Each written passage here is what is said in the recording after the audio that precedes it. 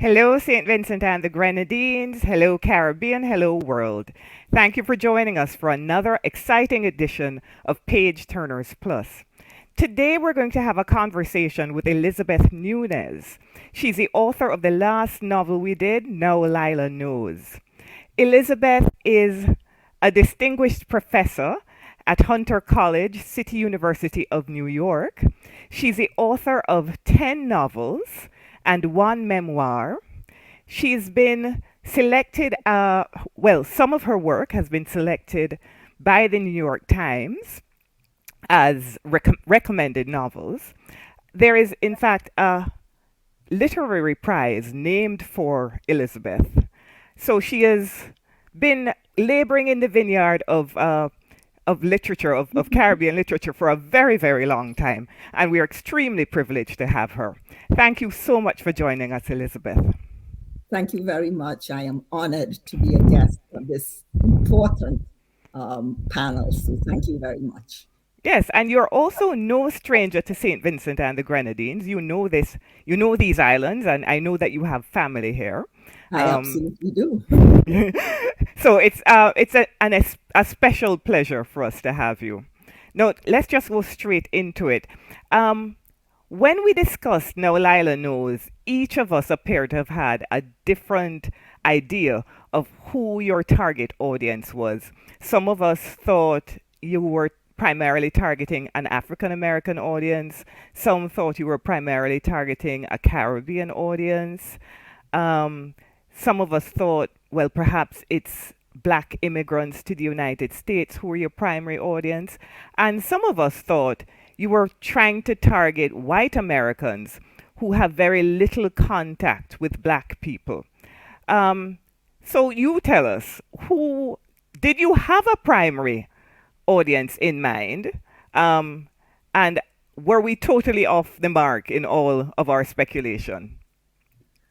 Well, thank you for that question. I think the question about targeting is a publisher's question, is an agent's question. It should not be a writer's question. I am a novelist. I write fiction, not nonfiction. And as a fiction writer, I deal with a specific situation. I have characters moving around in a specific situation. And the reader can make contact with that specific situation. But basically, I'm talking about a human issue. And so if you ask me what my target audience is, it's everybody in the world. If you look at the epigraph to the novel, I cite two people.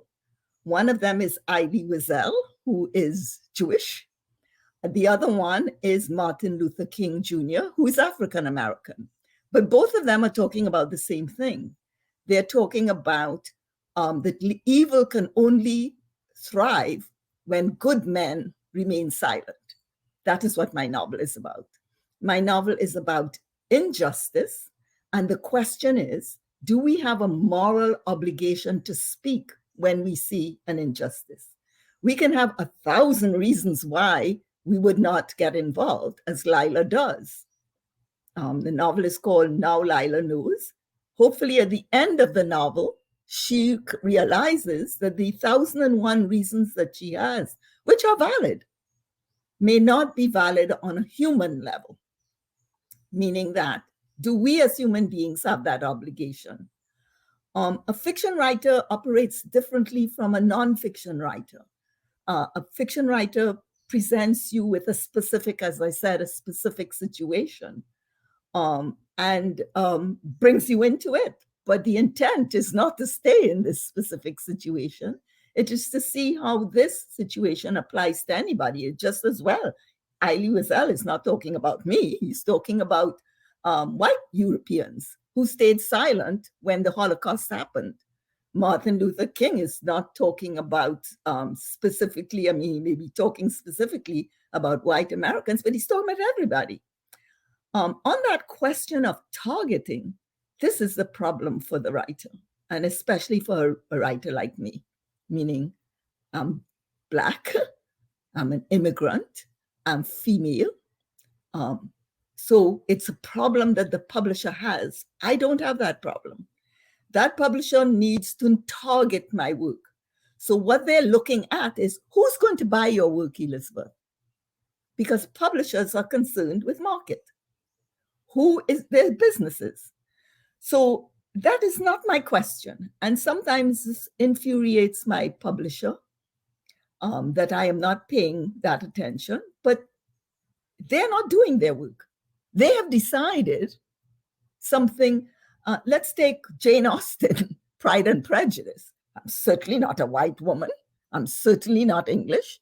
I certainly don't belong to the beginning of the 19th century. Yet that novel speaks to me. Publishers have no problem targeting that novel to every audience. But when they come to me, they say, well, Elizabeth, the only people who would be interested in your novel are Black people. They don't even say Caribbean people for the simple reason that they don't think there is financial benefit to them. So there is no financial benefit to them to target Caribbean audience.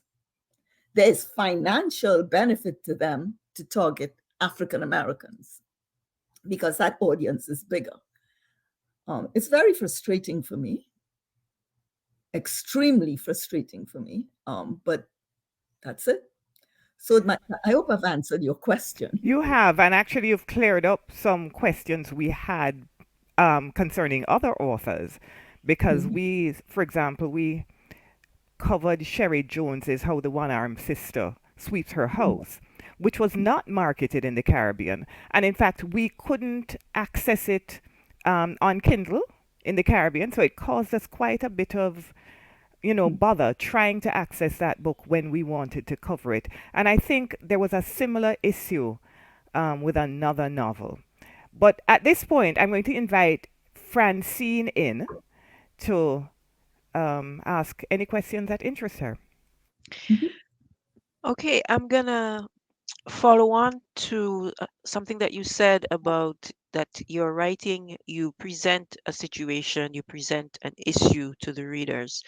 And one of the issues that we picked up on in Now Lila Knows is the issue of distrust.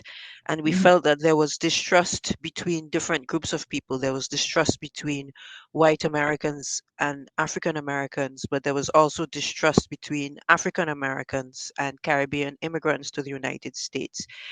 What do you hope your readers will take from this aspect of the novel? So one more time, I will thank you for your question. And one more time, I go back to the fact that the fiction writer is not a nonfiction writer. It's not a journalist. It's not somebody expounding on some specific thing and making an argument with a thesis and trying to prove it. That is not my role.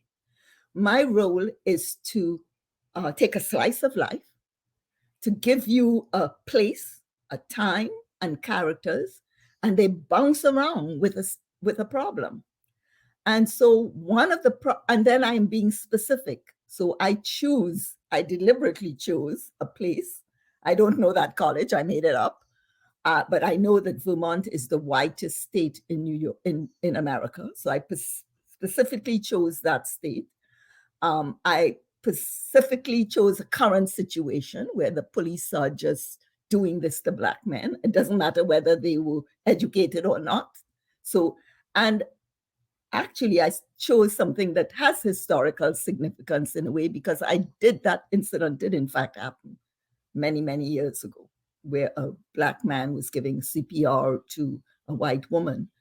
And when he put his mouth on hers, the police shot him, and it didn't get much traction. So once I choose a situation, I have to be realistic to that situation. And so, yes, I did not target African Americans or Caribbean people, but I know specifically that situation happens. But I also know that situation happens in any context where there is oppression and the oppressor tries to divide the people. So you can look in East Africa, and the same would apply. That distrust would happen between the Indians who are in East Africa and the Africans. You can go to Guyana, you can go to Trinidad, where I am. So in any situation where there is oppression, the oppressor attempts to divide the people. And so part of, I'd confess here, I did two things I always want to do in every novel I write is to remind people about the Middle Passage, no matter how it happens. And the second, if that is located in America, I want to remind immigrants, whether they are Africans, they are from the Caribbean or from Africa, I want to remind them of the debt that all immigrants owe to African Americans. And I want to say that 1964 was the Civil Rights Bill, and 1965 was just 1 year later. And it was the first time the Immigration Act was changed from the 1920s. And what was the change? Country of origin was struck down as a criteria for immigration. Country of origin, which is what opened the doors. And that is directly related to racism. It's directly related to civil rights. And if country of origin is struck down, then the quotas don't apply, which used to be there before. And so you have people from the Caribbean, you have people from Korea, from Japan, from India, all of them, every last one of them owes to the struggle that African Americans made. And if you don't believe it, just look at the dates, 1964, 1965. So yes, in that sense, I always feel that whatever novel I write, and I think I've done this in quite a few novels, find a way to have that conversation. So the question of distrust comes from immigrants thinking they are better. Of course, they come more prepared. Right now I'm in Trinidad. I'm walking around and I'm seeing Black people all over me. I just took a plane from New York to Trinidad. The captain was a woman, Black. The co-pilot was a woman, Black. There were first, just on gender, it's gender. There were no men on that plane. Secondly, there were no white people on that plane. I was in the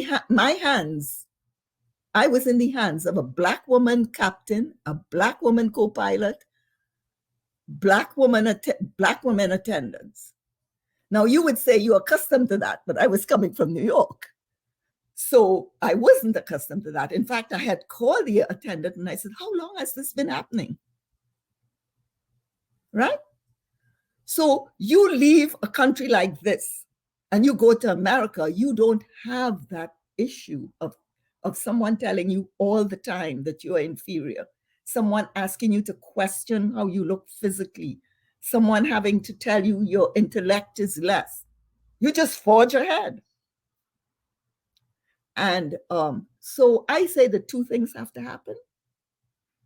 African Americans have to be more aware of where Caribbean immigrants are coming from, and Caribbean immigrants have to be more aware of the sacrifices of African Americans. It's two things.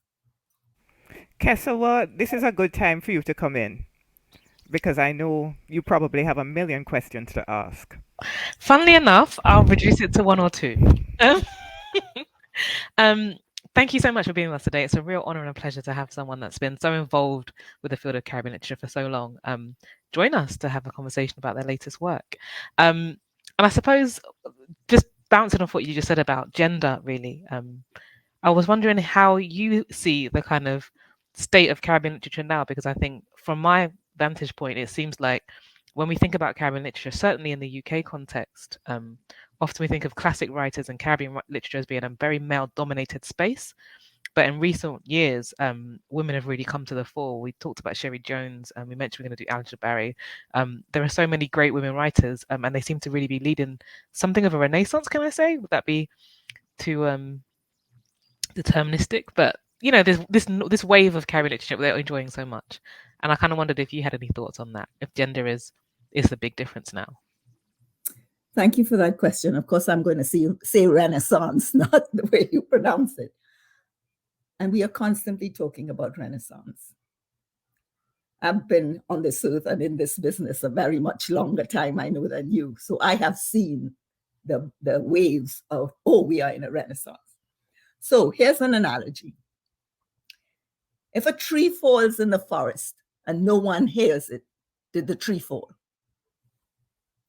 Now, why does no one hear the tree fall? I'm bouncing that question back to you. I just want to give me at least two reasons. Why didn't no one hear when that tree fell? I guess one would be that no one was listening out for a tree in the forest, or people were not in the forest to hear it, would be my two answers. Okay. So maybe the tree was falling very heavy, but you weren't listening for a tree sound. So I'm going to do an analogous with Caribbean writers, and particularly Caribbean women writers. There are wonderful Caribbean writers. There are wonderful Caribbean, but no one's hearing them. No one's hearing them. And if I were to look at my career in phases, moving as a student, moving as a critic, moving as a teacher, first starting as a reader, I put together conferences. At this stage in my career, I am a literary activist as well as a writer. And I'm not blaming anyone, but I am just trying to get readers to understand that they have the power to have the voices of Caribbean writers heard, or they have the power to silence the voices of Caribbean writers. It is not enough to say I have written a book. It is not enough to self-publish a book. It is not enough to have a gathering. None of these work. The question is distribution. That is what the houses know. It is distribution. It's getting that book all over the place, as well as in foreign countries. It's getting that book to a market. And the answer is a very simple one. You have to buy the book. Because the publishers are not interested. They would sell Jell-O. At one point, they thought the only kind of books Black people would be interested in were body rippers, right? Sexy books, that kind of. That's what they thought Black people. So they started publishing those books, right? So then the more informed Black writers say, but no, we want books of worth, of substance. If you look at the 60s, what did they think? Well, that was coming off the heels of the civil rights movement. So they thought, oh, we want protest books. So we're going to publish James Baldwin, and we are going to publish Richard Wright, and we are going to publish those books. Then they said that phase is over. Right? So my answer to you as an activist, which is where I see my role, I feel it's incumbent on me to get the message out to Caribbean readers that they have the power for us to hear when that tree fell in the forest. They have the power. And that power is only by buying the books. It is not by having a different publishing. And, they say, let's have our own press. That's not the answer, because the small press is going to run into the same problem, distribution. It is not the answer. The answer is to activate the reading audience. So people come and say to me, I love your book. I said, yeah, but did you buy my book? It's not that I want the money. I have a job. I don't need it, But if you buy my book, you're going to buy another Caribbean woman's book. You're going to do that because you're going to say, oh my God, Caribbean people write this? Yeah, I'm gonna follow up. Agree with you 100% there. Simply because I was in Barbados recently, and I was with my big British accent and my British family. We were on holiday together. We went to some of the tourist spots, and they're selling all sorts of things from Barbados. And I'm like, Sherry Jones just had this really famous novel. Where is that among the things you're promoting about Barbados? Do you want me to buy the cup, and you want me to buy the T-shirt? But what about the literature that's being produced here that I know is awesome and internationally recognized? And I would never know that coming into this shop ever. I went to place, and so I asked them. I'd asked them when I went to the shop, do you have this book? Do you have this book? I've heard about this book from Barbados, set in Barbados. I'm on Barbados on holiday. I want to read it. Can I buy it here? And they look book. So I do think there's something to be said about the way that we think people are interested in when they come to Barbados or anywhere. We all have stories to tell? Why would you think that Caribbean people don't have stories that you'd want to be interested in when you're in Yeah. the country? You've come Yeah, to but visit. I want to make the jump. As I told you, I'm in this evolution of the time in my life. And I spent a lot of time blaming publishers. I spent a lot of time blaming bookstores. But I'm going to tell you, bookstore will sell your book if there's a market. Publisher will publish your book if there's a market. So what I'm saying to you, and I've been around Mulberry Bush a little too much, so you can't blame the bookstore, and you can't blame the publisher. You can't blame either of them. What you have to do is to realize you have to have a market. Now, what you guys are doing right now is going to hit some people. And some bookstores would say, hey, I heard this panel about this writer. Maybe I should have that book. That's the only reason they're doing it. The only reason they're doing it is because you've done this and they think maybe one or two people will want to buy the book. So we are spinning our top in mud. And I'm hoping that you guys are going to look at me as an elder saying this. We are spinning our top in mud by blaming the publisher or blaming the bookstore. They are in there to make money. That's what they're there for. And so we have to take another rule. And that's the rule you're doing right now. We have to do reviews, book reviews. We have to get newspapers to do that. We have to do podcasts.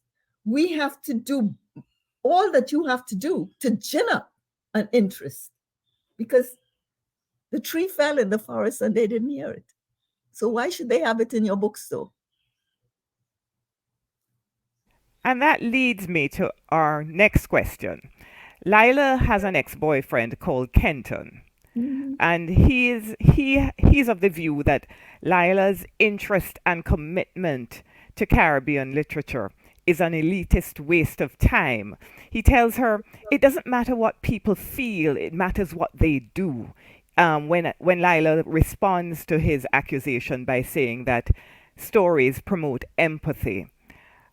Now, you've been speaking about the fact that what we need to do is generate interest in Caribbean literature so that Caribbean people will buy and read these books.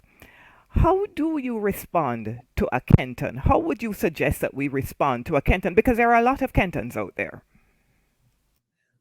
I think I responded to that specifically in the novel. It is when Lila read A Different Drummer. It is when she read that novel. That was the turning point.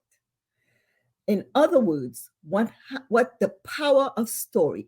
Story has more power to me than nonfiction. Why? Because story requires you to connect with a specific situation, a specific character. Story, Jesus Christ told stories, the oral traditions. Story is powerful, and it is powerful because we get involved in the plot and we want to know, and what happens next, and what happens next, and what happens to the person. Okay? So story has that immediacy and intimacy. But story allows catharsis, and that is what Lila said in the end. Story allows us to, the Aristotle catharsis of pity and fear, but it allows us to have sympathy for the character. It allows us to ask the questions you're asking in this novel. And it allows us to have fear. Would I do it? If I were in that situation, maybe Lila is right. I mean, what I just walk away. I'm going home next year. I don't have to get involved. So story asks, because story connects you to the characters, intimately to the characters, in a way nonfiction doesn't. Nonfiction is telling you something. A fiction writer does not tell you anything. A fiction writer is asking you to get into the lives of the characters, to empathize with the lives of the characters, and then to ask yourself the question, would you do that too? Do you understand her reasons? Do you agree with it? And so, to answer your question, Paula, What I did in that novel is to do a novel in a novel in which the thing that makes the change, no matter what everybody else said, what made the change for Lila is reading a different drama, is reading a novel. And the novel created catharsis. So I'm not saying one is wrong or one is right. I mean, as far as Kenton was concerned, he goes to Africa and he does, but Lila is going to be changed, I hope. I hope she's not the same woman that she came in the beginning. I hope when she goes back to the Caribbean, she will act. And the thing that has caused her to act, as you know, she's finished with Robert.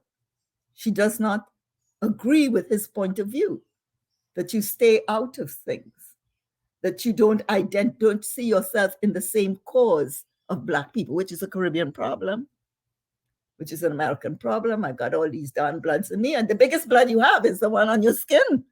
That's the biggest blood. And that came from Africa. So it's causing Lila not to stay in the shadows. It's causing her to say, I have to identify with the cause of all Black people, no matter where they are. And Story did it.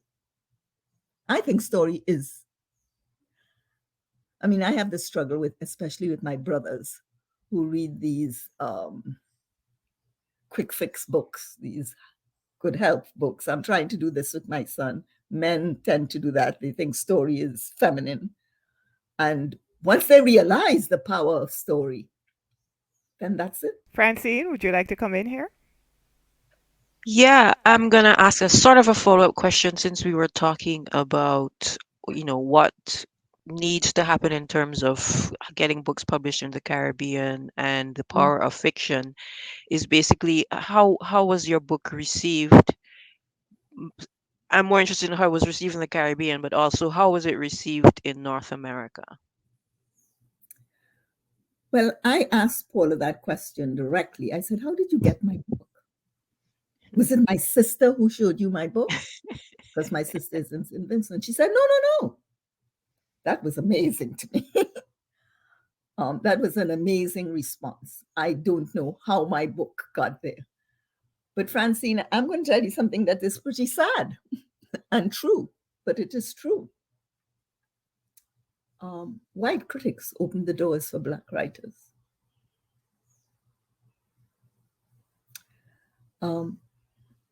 White writers opened the doors for Black writers.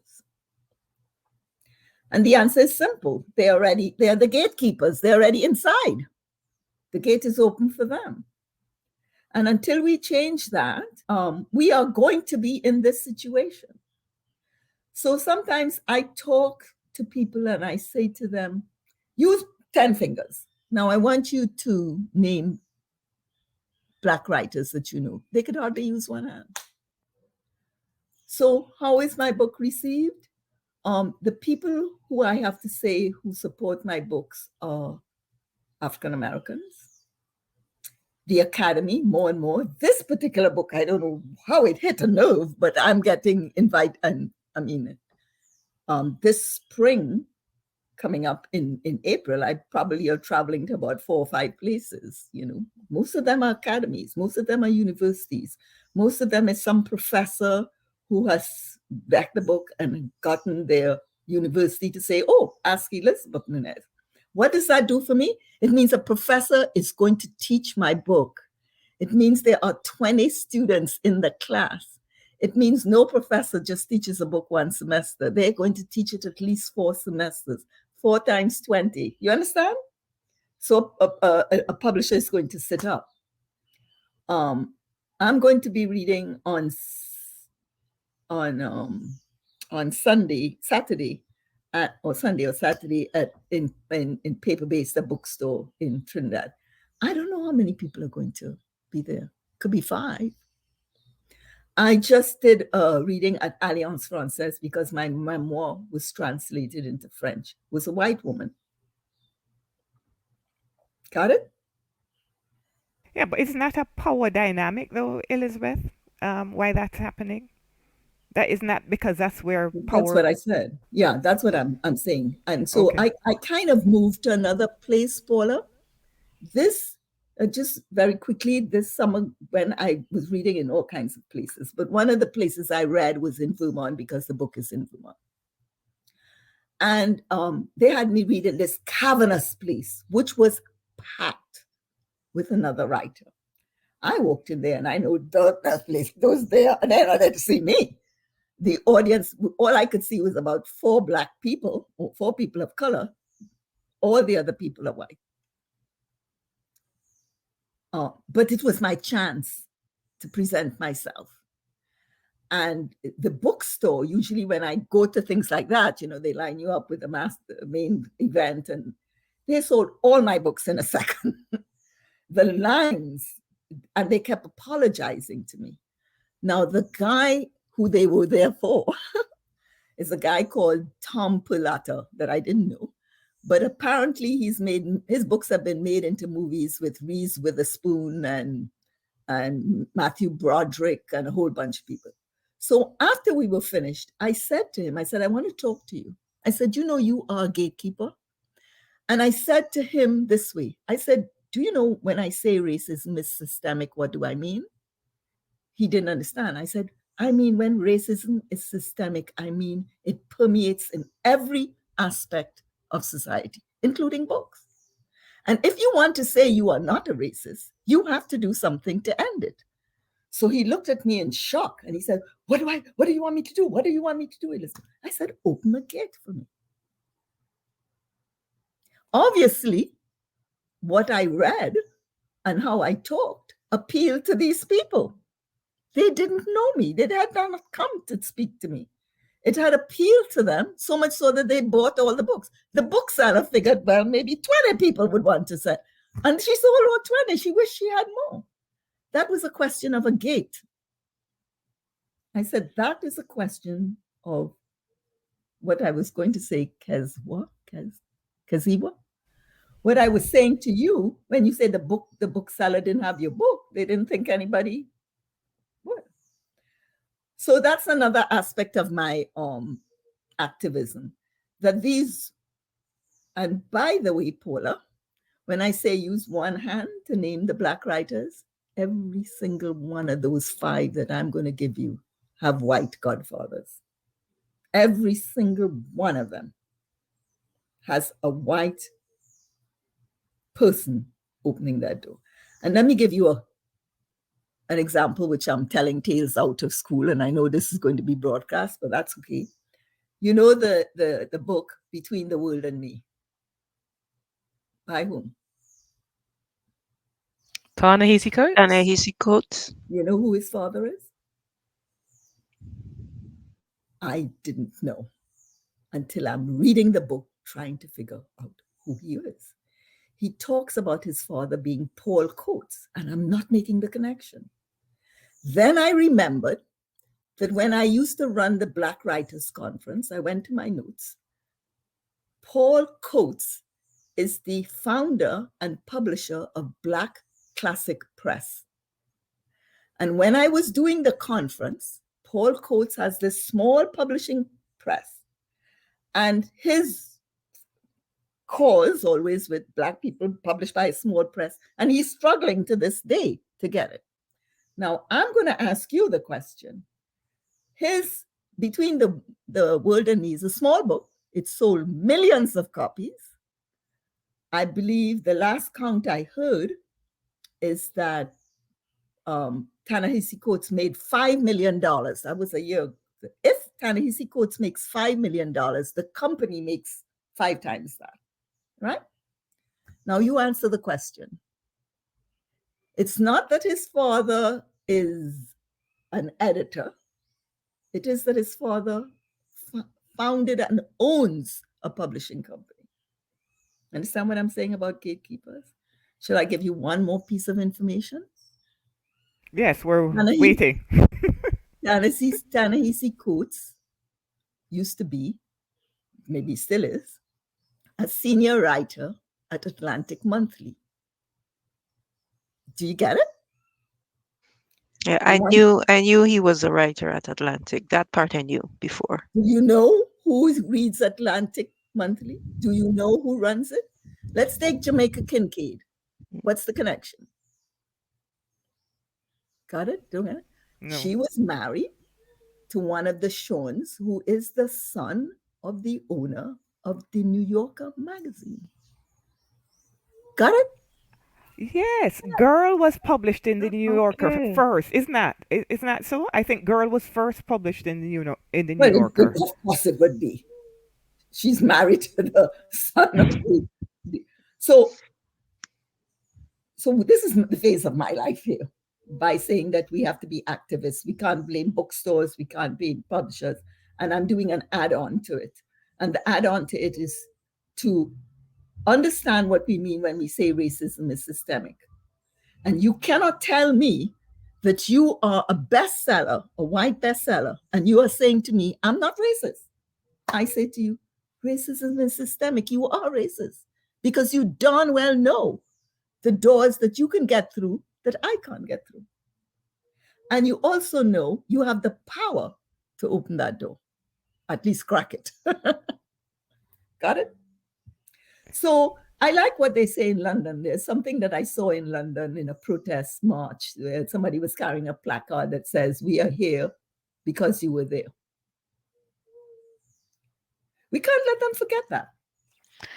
Yeah, it's that imperial connection. We don't forget it either. We can't let them forget that. I have a question. I'm going to go slightly off piste, I think, because it's been too long that I've stayed on piste. I really liked what you were saying about stories create empathy, and in my day job, I'm a historian and I teach Caribbean history, and I always encourage my students to read Caribbean novels, and I always encourage them to do so for a couple of reasons, and one of them is to kind of situate themselves in the world of the Caribbean as they try to learn the history, as opposed to just learn it as a side thing, but also for the reason that they then write reviews and they then post them on Goodreads, and it does generate those reviews you mentioned, and people buying the books, and giving them a long list of authors to choose from. Choose one of these books, anyone. It doesn't matter to me which one, but choose one of these historical fiction novels and read history as Caribbean people understand it, alongside the course that I teach. And I guess looking at your sort of bio very briefly, it struck me that perhaps you were there for a big historic moment in 1983 in June, when Maurice Bishop was around. I think he was at Medford Evers College. Where was you teaching there at the time? And I was. And I wondered if you're at that. The video is on YouTube now of him giving the speech. I just wondered if you were there and if you could maybe speak into that moment as a writer. That was a very exciting time. I think Audre Lorde was around at that time. Absolutely. She was with you, and I just thought you must have really experienced. And I guess the late 70s, it's that moment as well. Rosa Guy is writing and Toni Morris is editing. I was very close to her. Rosa Guy. Yeah. Rosa Guy is like one of my literary aunties, like the Friends, Edith Absolutely. Jackson. Like these are books that formed my childhood. And Maya Angelou was very close to her. And so I wondered if you can speak to that moment for us. Well, I had Lila's problem, meaning that my consciousness wasn't raised. I was outside of it. Dick Gregory also came to my college. Dick Gregory made the impact on me more than any of these other people. And the reason I could just see him, this was I started teaching in university in 1972. Okay, you probably weren't even born. Okay, so he made a huge impact on me because I was still on the outside. You know, I'm an immigrant, I'm a foreigner. Listen, at Alliance Française on Saturday when I was talking, there was a man who said, well, you know, in Trinidad, we didn't have slavery. The man was around my age. And then he sort of worked it out. Well, but not if we did, it wasn't for a long time and it didn't involve a lot of people. We were freed people. Of course, I took the occasion to help him out, but I was that man. So all these people you are mentioning, I am looking at them as writers because I want to be a writer. I'm not looking at them because Black writers tell a story, but they always, hopefully, will let you know the history. As I said to you, you shouldn't be able to read a novel by me without somebody talking about that middle passage, okay?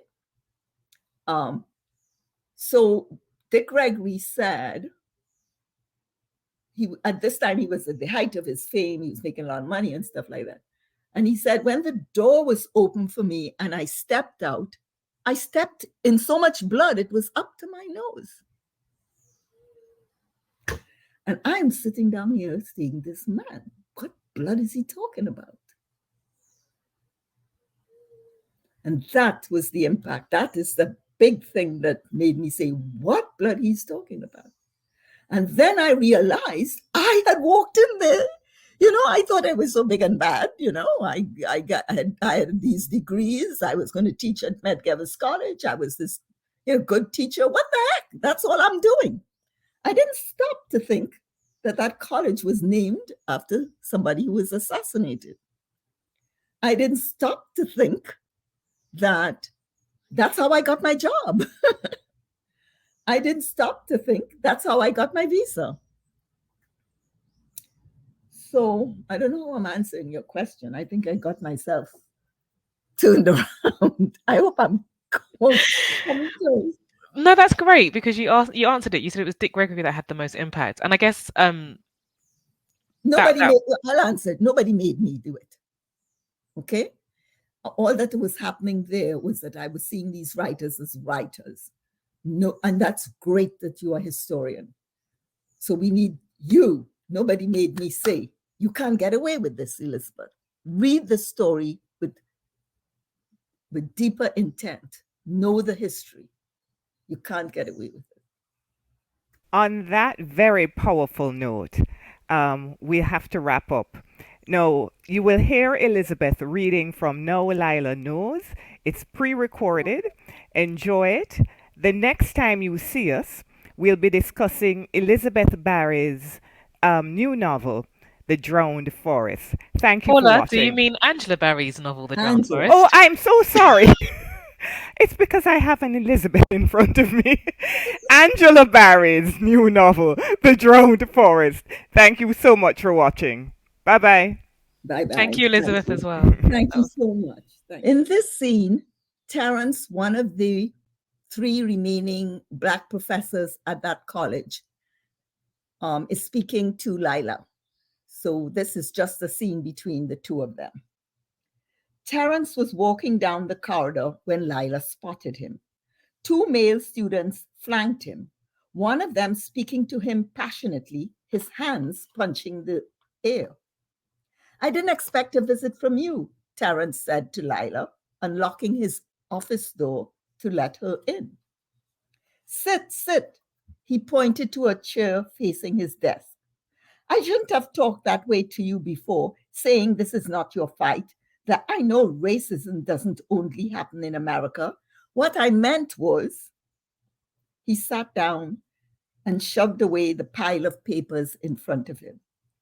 But this is our country, Lila. We have to solve our problems. African Americans have to take the lead. There was an intensity in his voice that compelled Lila to make an admission she had not planned. I saw when that policeman killed Professor Brown, she said.